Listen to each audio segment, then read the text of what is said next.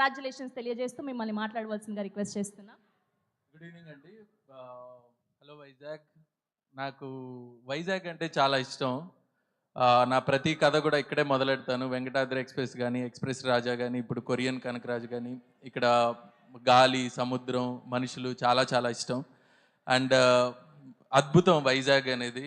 వైజాగ్ ఎంత అద్భుతమో మా వరుణ్ బ్రో కూడా అంతే అద్భుతం. Bro thank you so much. నీకు ఎన్నిసార్లు థ్యాంక్స్ చెప్పినా, లవ్ యూ చెప్పినా సరిపోదు. కనకరాజు క్యారెక్టర్ని కానీ, అలానే ఆ కొరియన్ గ్యాంగ్స్టర్ క్యారెక్టర్ కానీ మీరు ఓన్ చేసుకొని అంత అద్భుతంగా చేయడం నిజంగా super bro. Waiting to work with you again.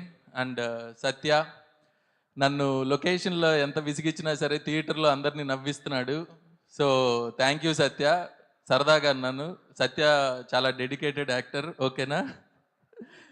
And Chaitra, Ritika Nayak, thank you so much Ritika. అందరూ ఏమంటున్నారు, మొన్న నీకు ఒక మీమ్ పంపించాను, మేడం అంటే మేడం వేసారు అంటున్నారు.